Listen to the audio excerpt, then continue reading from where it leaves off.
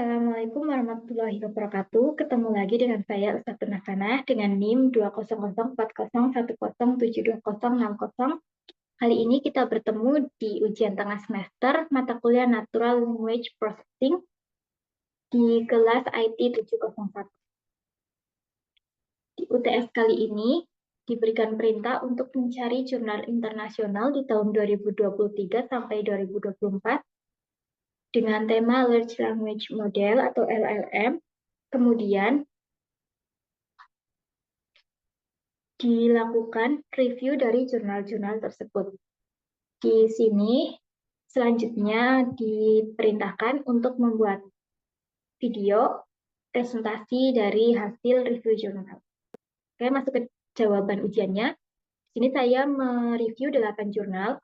Yang pertama, ada eksplorasi penggunaan Large Language Model atau LLM dalam pembangunan permainan Minesweeper dengan Python Programming yang ditulis oleh Burhanul Rizki, Nurul Afifah, dan Ali Bardadi, yang diterbitkan di Journal of Network and Computer Application pada tahun 2023, bulan Oktober. Kemudian yang kedua ada pemanfaatan AI Language Model Tools untuk menunjang copywriting skill jurnalis Media Have Fun, yang ditulis oleh Saudara Erlin Windia Ambasari, Dudi Parulian, Muhammad Fazri, Anastasia Aulia, Wilatiktah dari Universitas Indraprasta PGRI, yang diterbitkan di Jurnal Pengabdian kepada Masyarakat pada tahun 2024. Yang ketiga ada implementasi question answering system Tafsir Al-Azhar menggunakan Langchain dan Large Language Model berbasis chatbot Telegram, yang ditulis oleh Aji Bayu Permadi, Nazrudin, Safaat H, Lestari Handayani, dan Yusro, yang diterbitkan oleh Jurnal Notif Teknik Informatika Institut Teknologi Padang pada tahun 2024. Kemudian yang keempat ada question answering Al-Quran menggunakan generative pre-trained transformer 3,5 berbasis chatbot Telegram, yang ditulis oleh Elvino Dwi Saputra, Nazarudin Safaat Harahap, Jasril, dan Yusra, yang diterbitkan di JUTISI atau Jurnal Ilmiah Teknik Informatika dan Sistem Informasi pada tahun 2024. Kemudian ada Beyond Word-Based Model Embedding, Contextualized Representations for Enhanced Social Media Spam Detection, yang ditulis oleh Sausan Al-Satnawi, Amani Satnawi, Anas M.R. Al-Sobeh, dan AWS Amagableh, yang diterbitkan di Active Science atau MDPI pada tahun 2024.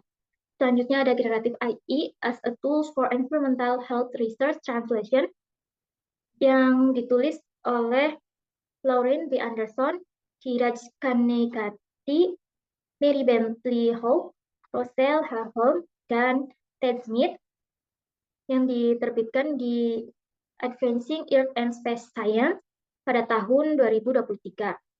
Yang ketujuh ada An Investigation of Applying Large Language Models to Spoken Language Learning, yang ditulis oleh Yingming Gao, Orion Nugget, Yali, dan Lin Kai Hong. Sama sumbernya juga dari MDPI, yang diterbitkan pada tahun 2024. Kemudian yang kedelapan ada An Exploratory Survey about Using ChatGPT in Education, Healthcare, and Research, yang ditulis oleh Muhammad Hussein, Catherine A. Gao, David M. Ibovitz, Alexander M. Carvalho, Faraz S. Ahmad, Yuan Wo, Ngan McDonald, Christy L. Holmes, dan Abel Ko, di Jurnal Research Article pada tahun 2023. Ringkasan dari jurnal yang pertama yang berjudul pengembangan Minesweeper dengan ChatGPT, itu penelitiannya mengeksplorasi penerapan ChatGPT 3,5 dalam pengembangan permainan Minesweeper menggunakan Python melalui 3 fase pengembangan yang bertahap untuk menganalisis evolusi kompleksitas permainan dan membandingkan kode yang dihasilkan dengan implementasi publik yang ada.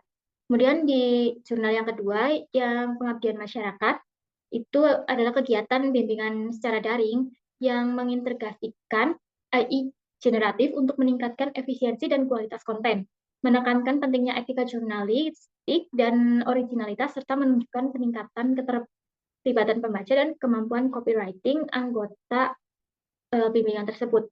Di jurnal yang ketiga, itu penelitian ini mengembangkan sistem berbasis long chain dan large language model untuk menjawab pertanyaan tentang tafsir Al-Azhar dalam bahasa alami melalui chatbot Telegram, guna memudahkan pencarian informasi dalam tafsir yang sangat panjang. Di judul yang keempat, atau AI dalam pencarian dan pemahaman Al-Quran, itu ada penggunaan AI dengan question answering system atau QAS berbasis GPT dalam chatbot mempercepat dan mempermudah proses pencarian dan pemahaman informasi dalam Al-Quran. Kemudian yang kelima, penelitian itu mengkaji deteksi spam yang terselubung di sosial media menggunakan teknik kecerdasan buatan canggih untuk meningkatkan klasifikasi spam di Twitter dan YouTube. Di jurnal yang keenam, yaitu penelitian dengan generatif AI, mengeksplorasi penggunaan AI, khususnya ChatGPT, untuk merangkum artikel yang kemudian dapat dibaca oleh pembaca awam. Yang ketujuh, ada penelitian yang menilai efektivitas model LLM dalam pendidikan, khususnya dalam pembelajaran bahasa lisan yang mencakup fonetik, fonologi, dan akuisisi bahasa kedua. Di jurnal yang ke-8, itu ChatGPT adalah model bahasa besar pertama yang mencapai audiens mainstream. Adopsinya yang cepat dan memicu berbagai diskusi mengenai integrasinya dalam pendidikan, penelitian, dan kesehatan. Itu sehingga dilakukan diskusi panel hibrida untuk mengeksplorasi penggunaan ChatGPT di sektor-sektor pendidikan, penelitian, dan kesehatan. Berikut hasil untuk review jurnalnya. Di judul yang pertama, ada permasalahannya mengeksplorasi kemampuan salah satu large language model untuk membuat kode menggunakan instruksi custom. Metode penelitiannya menggunakan metode observasi dalam 3 fase, kemudian membandingkan hasilnya dengan kode sumber permainan Minesweeper yang tersedia secara publik di internet. Di sini teknologi yang dibahas atau yang digunakan ada ChatGPT 3.5, ada juga bahasa pemrograman Python. Kemudian penyelesaian dari permasalahan tersebut yaitu menginstruksikan ChatGPT 3.5 untuk menggenerasi kode untuk permainan Minesweeper pada bahasa pemrograman Python. Di fase pertama itu melakukan generasi kode permainan Minesweeper sederhana yang berukuran 5x5 yang mudah dimengerti. Di fase kedua itu menambahkan instruksi tingkat permainan.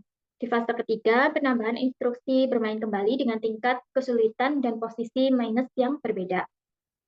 Hasil dari penelitian tersebut adalah ChatGPT 3.5 dapat melakukan generasi kode pengecekan posisi minus, pengecekan jumlah minus dan pada tangga, pengecekan game over, dan looping permainan Minesweeper sesuai dengan instruksi yang diberikan.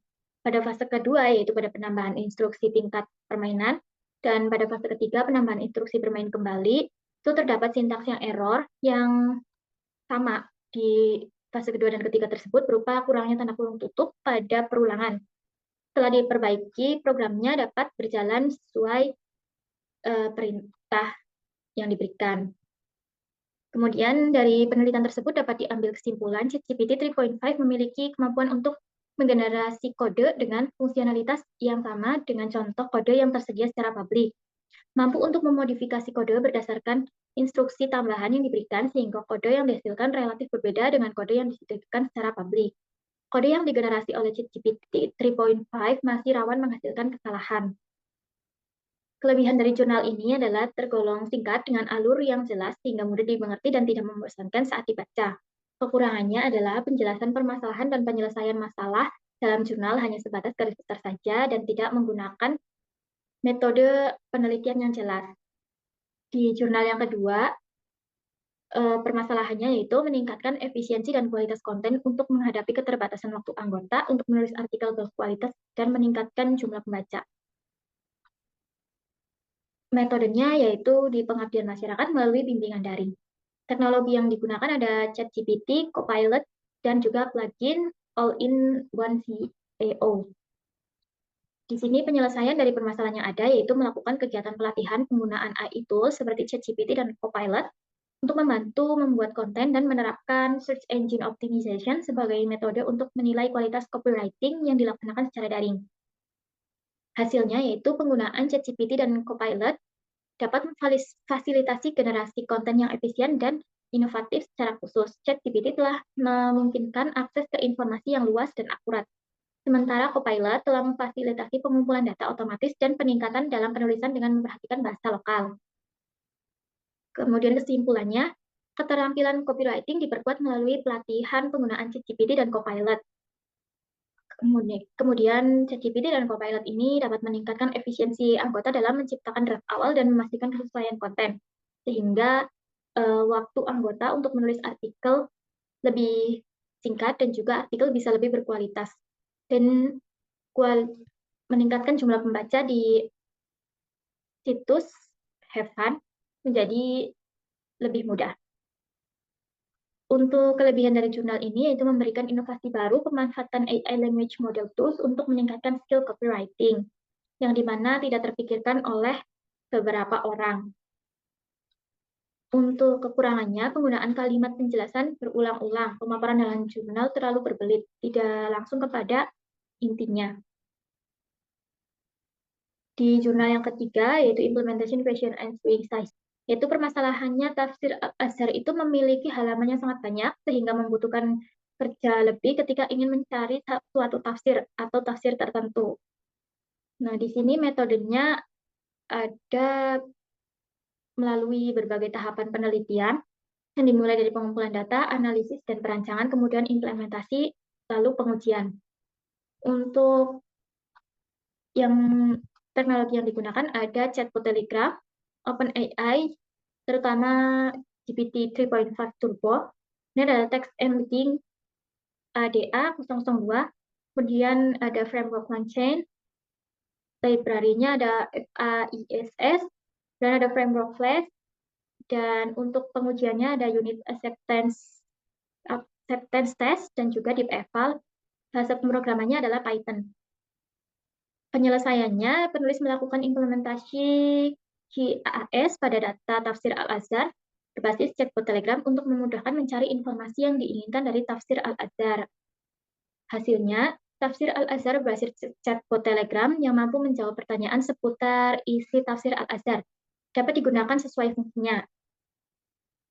Dengan pengujian menggunakan UAT dan Deep Eval itu hasil pengujian UAT berupa skor akurasi sebesar 83,71% dan pengujian Deep Eval skor hallucination sebesar 41%. Contextual precision-nya sebesar 90% dan contextual relevansinya 79%. Kesimpulannya, penulis telah berhasil melakukan implementasi question answering system pada data tafsir Al-Azhar berbasis chatbot Telegram.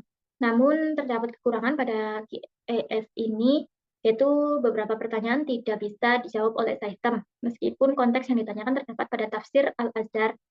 Kemudian kelebihan dari jurnal ini yaitu penulisan jurnalnya sistematis dan mudah dipahami. Penggunaan teknologi yang berbeda dari penelitian sebelumnya memberikan inovasi yang baru, karena banyak teknologi yang diintegrasikan dalam sistem ini. Untuk kekurangannya, pemaparan metodologi penelitian dirasa kurang terperinci.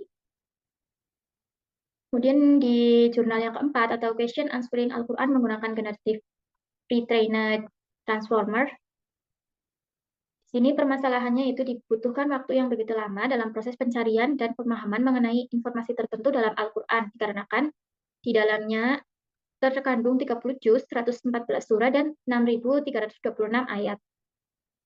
Metode yang digunakan yaitu membuat pengumpulan data, analisis data, perancangan, dan implementasi, kemudian pengujian.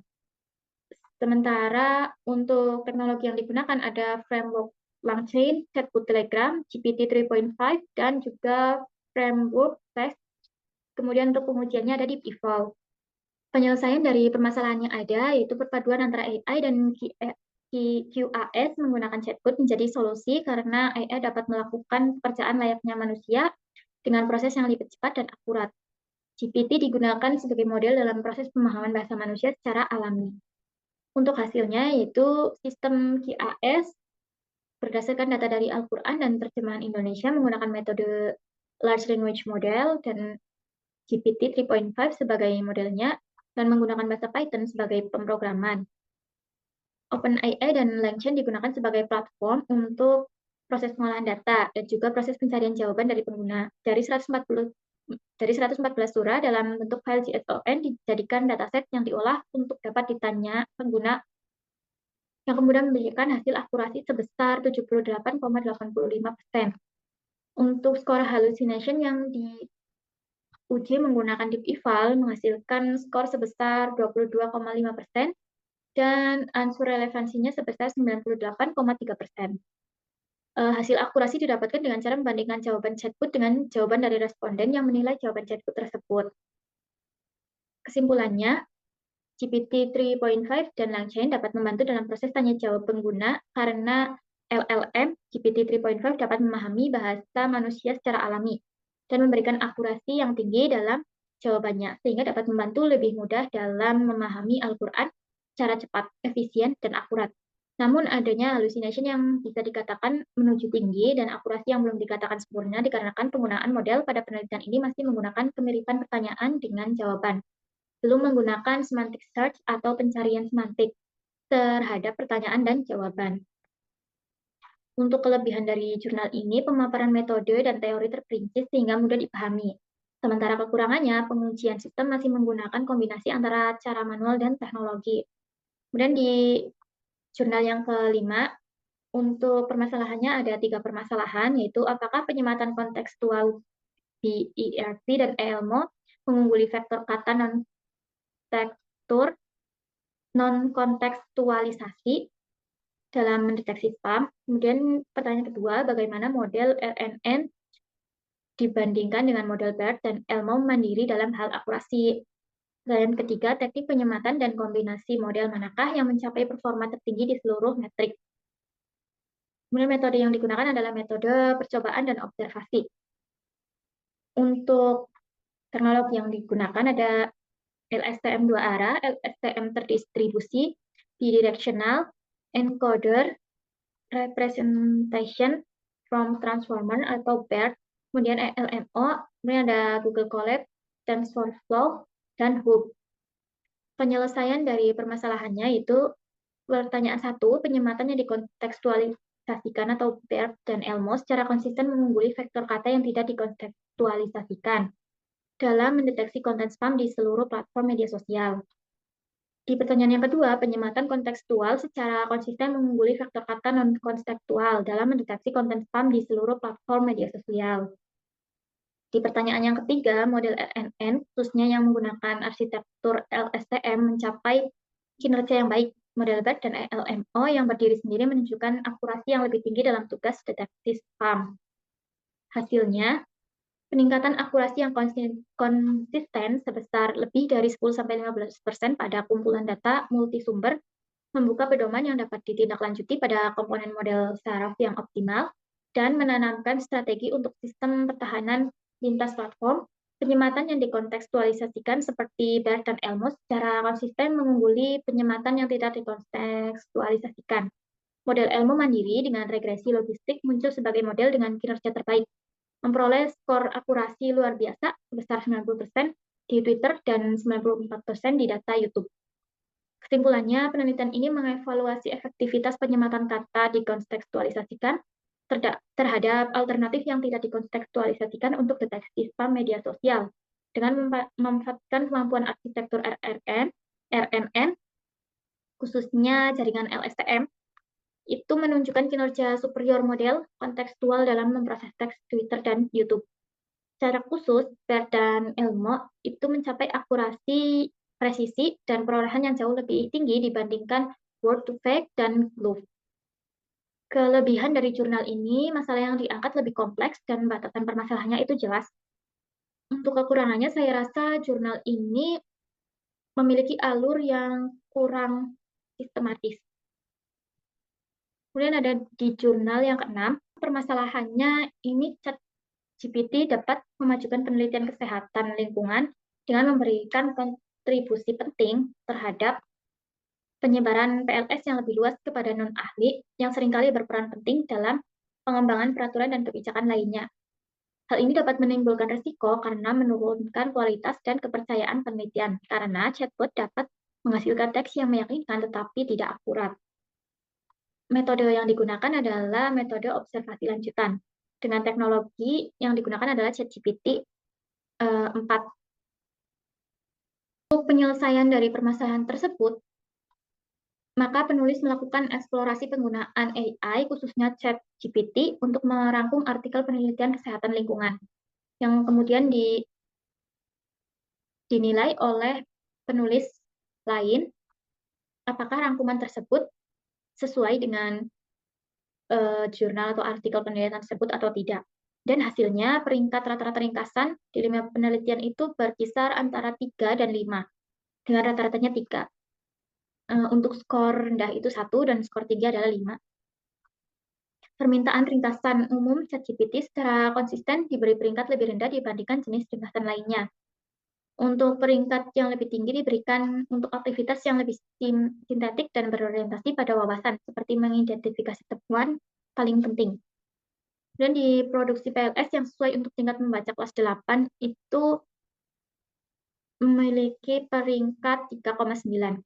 Kesimpulannya, bidang ilmu kesehatan lingkungan memberikan contoh peluang mengingat istilah khusus seputar pencemaran lingkungan.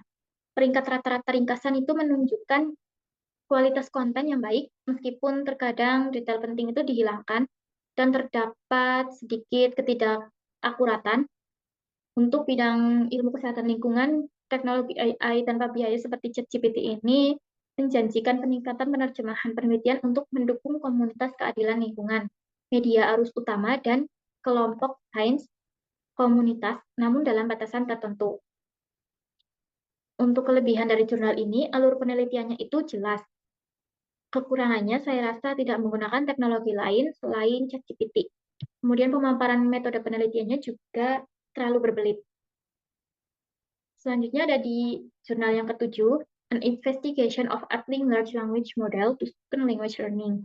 Ini permasalahannya yaitu apakah Large Language Model itu berpotensi di bidang pembelajaran bahasa lisan dengan tujuan untuk menciptakan tutor AI pembelajaran bahasa pada tingkat profesional yang dapat memberikan feedback atau umpan balik pembelajaran secara akurat. Metodenya melakukan eksperimen komprehensif untuk menyelidiki SLI LLM dalam pembelajaran bahasa. Dengan teknologi yang digunakan ada GPT 3.5, GPT-4, LLaMA1, LLaMA2, FLAN, T5, UL2, Pythia, Vicuna, Alpaca, Zero Shot Setting, kemudian Few Shot Setting, dan COT itu untuk pengujiannya. Di penyelesaian dari masalah tersebut, yaitu menguji beberapa LLM menggunakan perintah Zero Shot, Some Shot, Direct, dan COT untuk menjawab pertanyaan terkait fonologi. Semua model ini memiliki pengetahuan konseptual yang kuat dan mencapai akurasi tinggi dalam skenario pembelajaran Zero Shot dan Some Shot yang sederhana. Hasilnya, dalam penalaran pertanyaan praktis, metode dorongan mencapai peningkatan kinerja yang signifikan dibandingkan dengan baseline Zero Shot. GPT 3.5 sebesar 49,1% ke 64,4%, kemudian LLMA2 70B Chat ada 42,2% menjadi 48,6%, dan GPT-4 itu mencapai akurasi terkuat sebesar 77,4%. Kesimpulannya, LLM dapat menangani pertanyaan terkait konsep, namun masih kekurangan kemampuan yang cukup untuk menjawab pertanyaan tindakan ahli. Penelitian ini dapat menjelaskan penerapan LLM pada pembelajaran bahasa lisan dan memberikan saran untuk penelitian lain, misalnya dalam hal pemilihan model, metode prompting, pengaturan parameter, dan lain-lain. Kelebihan dari jurnal ini yaitu pemaparannya sangat terperinci dan runtut. Sementara kekurangannya itu kekurangan pemaparan metodologi karena terlalu lintas. Kemudian yang terakhir ada an exploratory survey about using ChatGPT in educational, healthcare, and research. Dengan permasalahannya yaitu penerapan dan eksplorasi ChatGPT yang cepat oleh masyarakat luas telah memicu berbagai diskusi mengenai integrasi yang dapat diterima dan optimal di berbagai bidang. Kemudian teknologi metode yang digunakan yaitu mensurvei peserta secara langsung dan online menggunakan platform Slido dengan analisis kuantitatif tanggapan yang diterima dan membandingkan kelompok kategori berpasangan dengan Fisher Extract. Metode kualitatif digunakan untuk menganalisis dan mengkodekan diskusi. Teknologi yang digunakan ada Slido, yang versi berbayar, ada bahasa pemrograman Python, yaitu CAG, ada ChatGPT-4, dan Fisher Extract. Penyelesaiannya yaitu mengkaji berbagai perspektif mengenai penggunaan ChatGPT dalam pendidikan, penelitian, dan pelayanan kesehatan. Hasilnya dari 1.117 pendaftar hanya menerima tanggapan survei dari 430 orang. Perkiraan tingkat respons konservatifnya ada 49,7%, dengan kelompok terkecil yaitu kedokteran, mahasiswa kedokteran, residen, dan rekan, sebanyak 14 responden. Kemudian untuk kesimpulannya, lebih banyak peserta pelatihan yang mencoba ChatGPT dibandingkan dengan mengajarkan ChatGPT. Mereka yang pernah menggunakan ChatGPT lebih tertarik menggunakannya dalam konteks yang lebih luas di masa mendatang. Dari 3 konteks yang dibahas, ketidakpastian terbesar ditunjukkan mengenai penggunaan ChatGPT dalam pendidikan. Minat dan keterlibatan luas yang dipicu oleh ChatGPT sangat menunjukkan bahwa meskipun LLM masih proses, namun memiliki potensi yang signifikan. Kelebihan dari jurnal ini, penyampaian topik yang dibahas itu jelas, sementara kekurangannya pemaparan metode penelitian dan penggunaan teknologi itu kurang terperinci. Dari kedelapan jurnal tersebut, dapat disimpulkan penerapan AI termasuk model bahasa seperti ChatGPT dan GPT itu menunjukkan potensi besar dalam berbagai bidang, yaitu mampu menghasilkan roda permainan yang kompleks, mendekati implementasi yang ada, kemudian ada integrasi AI generatif dalam bimbingan daring, meningkatkan efisiensi dan kualitas konten, kemudian ada bisa menjawab pertanyaan tentang tafsir Al-Azhar maupun tafsir Al-Quran, atau mungkin tafsir-tafsir yang lain, kemudian secara keseluruhan AI dapat memberikan manfaat nyata dalam pengembangan perangkat lunak. Untuk teknik kecerdasan buatan, khususnya deep learning, yang disesuaikan dengan platform spesifik, menunjukkan efektivitas tinggi dalam mengatasi spam di media sosial. Kemudian ada penggunaan AI dan ChatGPT juga memiliki potensi besar untuk merangkum penelitian ilmiah yang bisa dibaca oleh audiens non-akademik. Kemudian ada juga dapat melakukan pembelajaran bahasa, tapi masih menghadapi tantangan dalam aplikasi praktis. Itu masih bisa dikembangkan lagi. Ada juga menimbulkan berbagai pandangan dan ketidakpastian dalam penggunaannya di bidang pendidikan, penelitian, dan kesehatan. Kurang lebihnya mohon maaf. Saya rasa cukup sekian review jurnal dari saya. Assalamualaikum warahmatullahi wabarakatuh.